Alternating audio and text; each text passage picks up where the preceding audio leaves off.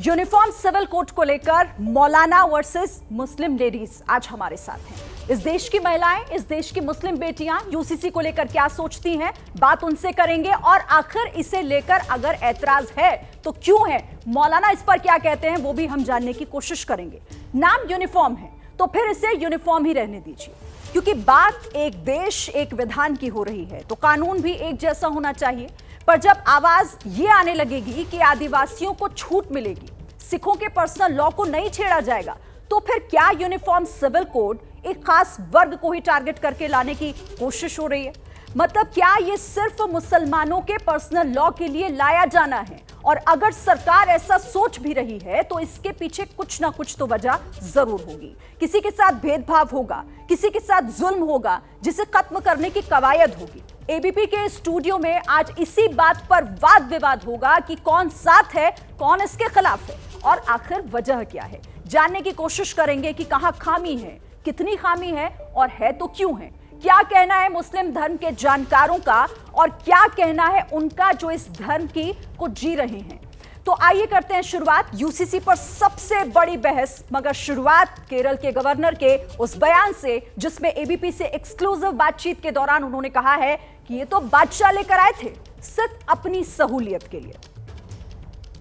Profit साहब के सल्लल्लाहु अलैहि वसल्लम उनके जाने के बाद बादशाहतें कायम हो गई और बादशाहों को अपनी सल्तनत चलाने के लिए कोई कानून चाहिए, लिहाजा बहुत सारे लोगों ने आगे बढ़कर कानून लिख दिए। आज हमारे जो लोग अपने आप को उलमा कहते हैं, वो इंसानों के लिखे हुए उस कानून को जो बादशाहों की जरूरत पूरी करने के लिए लिखा गया था, उसे उन्होंने नाम दे दिया शरीयत, खुदा का कानून। सारे अरब मुल्कों ने, जो मुसलमान मुल्क हैं, उन्होंने इस कानून में सुधार किया। ये जान के सुधार किया कि ये इंसानों के लिखा हुआ कानून है। ये शरीयत तो कुरान है, इंसानों का लिखा हुआ कानून शरीयत नहीं हो सकता। तो सुना आपने, बादशाहों ने अपनी सहूलियत के लिए बनाया था। कई खास मेहमान हमारे साथ बने हुए और बिना देर किए सबसे पहले मैं हाजी मेहरुद्दीन जी आप ही से शुरुआत कर लेती हूँ। क्या ये सहूलियत के लिए नहीं बनाया गया था? देखिए, बार बार जो मुसलमानों को टारगेट किया जा रहा है और कहा जा रहा है कि मुसलमान इसका विरोध कर रहे हैं। बताइए किस मुसलमान कौन विरोध कर रहा? उन्होंने राय मांगी है, जो लॉ कमीशन है, और उनकी राय का जो जवाब है मुस्लिम पर्सनल लॉ बोर्ड दे रहा है, उसका जवाब देगा। रही बात यूसीसी की बात की, जब देश में इतने सारे हमारे पास आईपीसी की धाराएं हैं और सारी चीज़ की कानून की बात है, जो डिवाइसिटी जो हमारे देश में विभिन्न विभिन्न प्रकार के लोग रहते हैं, इसमें तो सबको नुकसान होने वाला है। तो ये तो अगर हम ही इसमें खास तौर से मुसलमान इसका अगर विरोध करता है तो फिर तो सारी चीज़ें हमारे ऊपर ही आती है कि भाई मुसलमान विरोध करता है हर चीज़ का।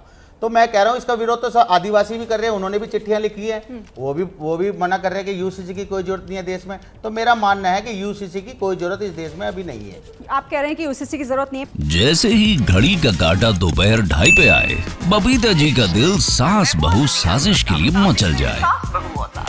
और ये है इनकी बहू, पूरे दिन ऑफिस की टेंशन हो जाए गॉन जब ये करें अपना फेवरेट शो फ्री टाइम पे ऑन।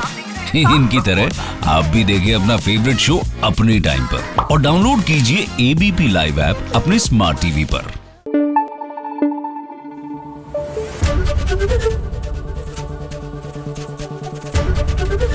एबीपी न्यूज आपको रखे आगे।